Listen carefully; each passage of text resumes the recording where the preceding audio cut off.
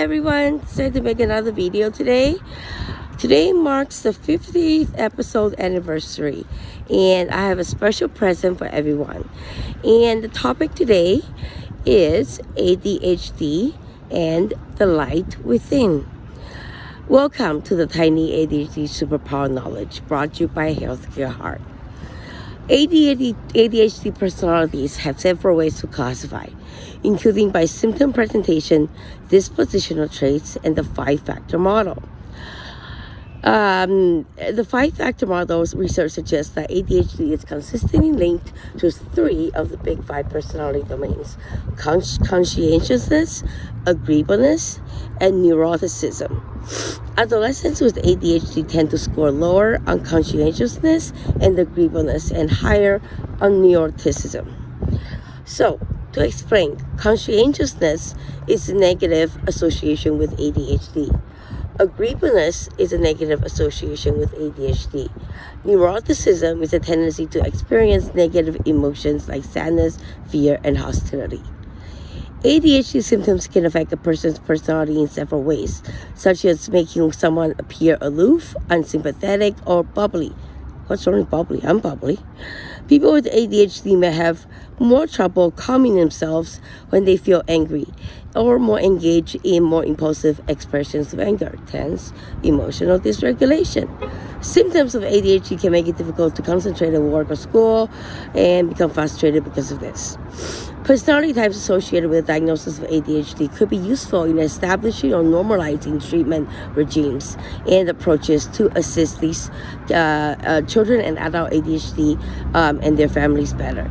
People with ADHD may also use coping skills like CBT, like I mentioned many episodes, like reduced scheduling, intense organization to manage the symptoms. So let your ADHD strength shine. People with ADHD have a hard time staying in the moment, predicting the outcome of their current actions, and learning from the past experiences. Yeah, we're stupid. That's what my doctor told me. You're brilliant, but you're stupid.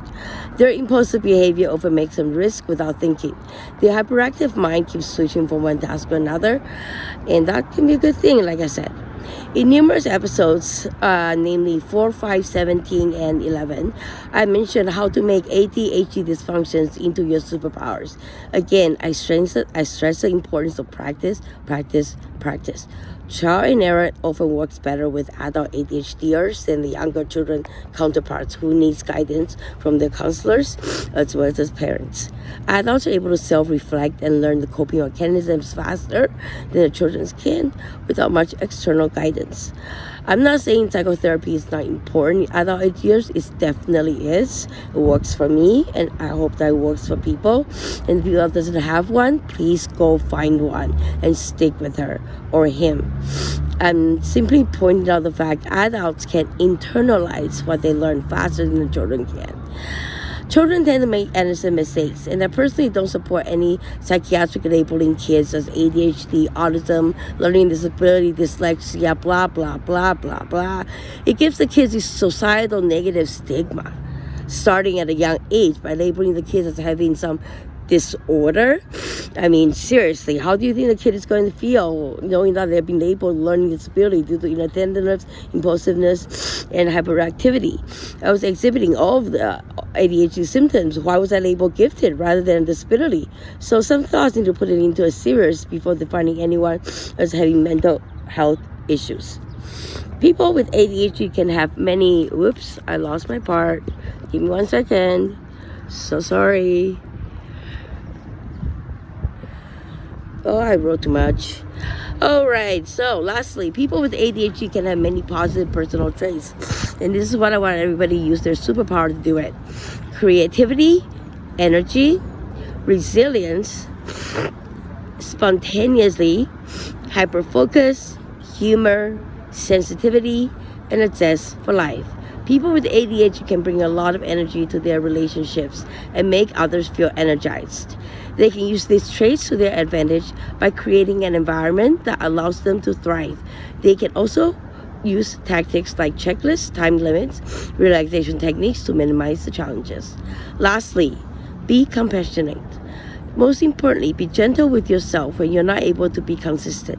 Remember that persistency is the key to success, especially when you have ADHD. So don't give it up on yourself if you don't get it the first time. Find unique ways that work for you, and don't be scared to change things up and when old routine and tools no longer work. Think outside the box, get out of your comfort zone. You might find a better way to deal with the ADHD issues. You've got this. It's superpower time, everyone. Let the light shine within. Go.